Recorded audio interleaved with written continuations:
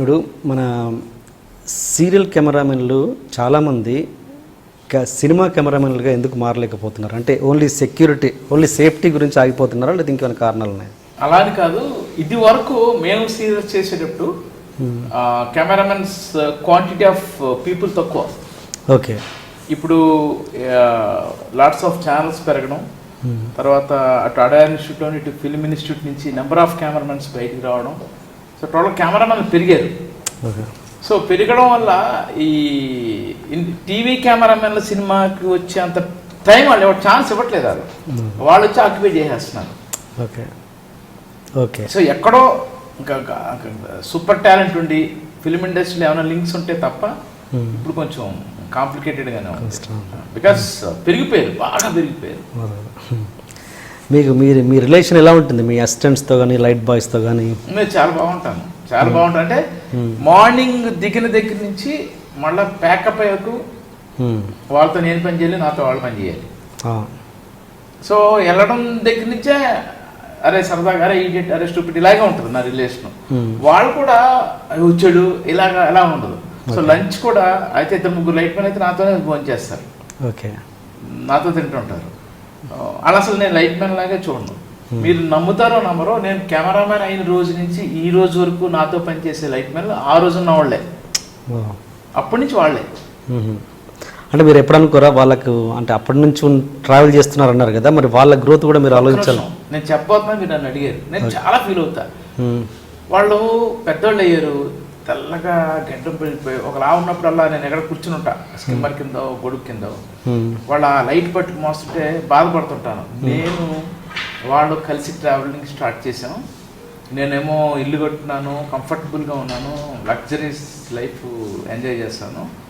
వాళ్ళు ఏంటి ఇలా ఉన్నారని ఫీల్ అవుతాను. నేను మొదటి నుంచి ఏమనుకున్నాను అంటే, కెమెరామెన్గా ఉంటున్న ఏదో చెయ్యాలి, ఏదైనా ఒక బిజినెస్ లాంటిది, వీళ్ళందరినీ అందులో పెట్టాలని అనుకునేవాడిని నా బిగినింగ్ డేస్ నుంచి. అది తెలియకుండానే నా వైఫ్ ఇప్పుడు ఒక బిజినెస్ స్టార్ట్ చేసింది.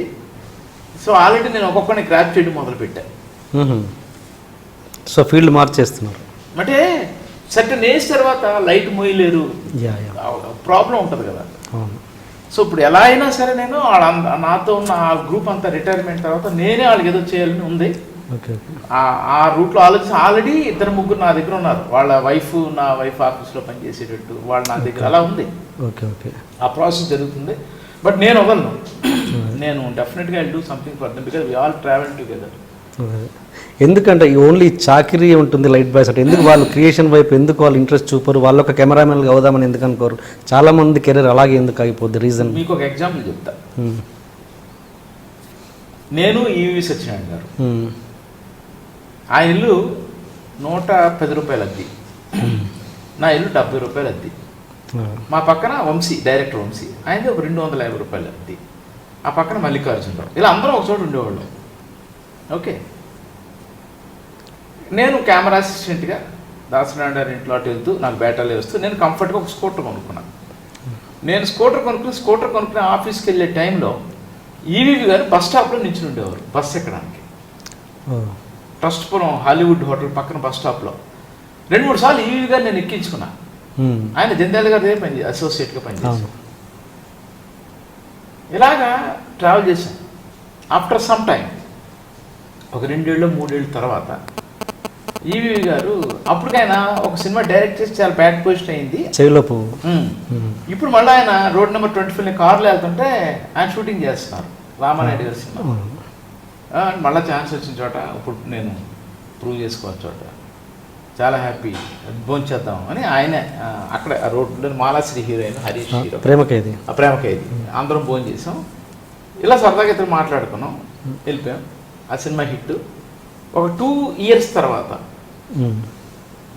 ఈవీవి గారు సక్సెస్ఫుల్ డైరెక్టర్. ఇప్పుడు నేను దానికి కెమెరామెన్కి వెళ్ళాను.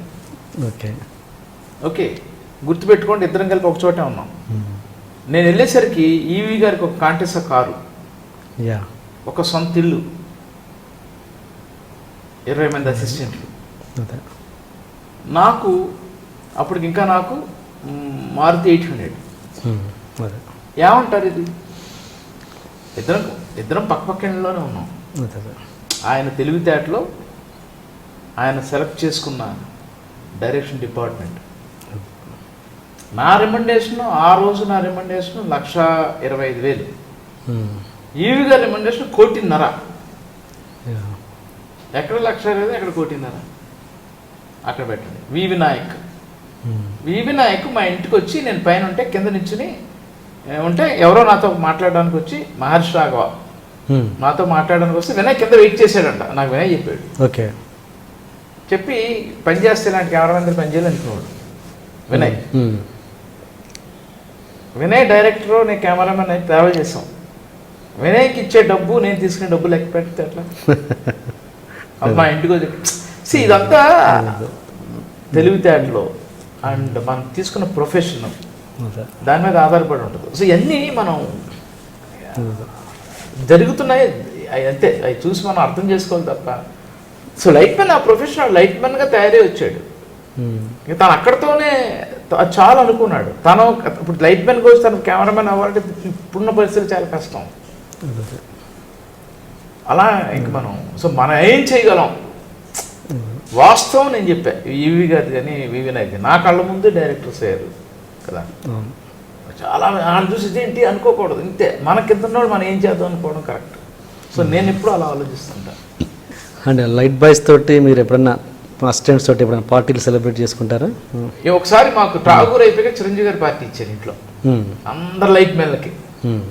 అందరూ తాగేసి ఆయన దగ్గర ఇంకా అంటే ఆయన మీద ఉండే ఒక ఇది ఉంటుంది కదా, ఆయన కాలం ఏవో అందరూ ఆయన కూడా బాగా ఎంజాయ్ చేశారు.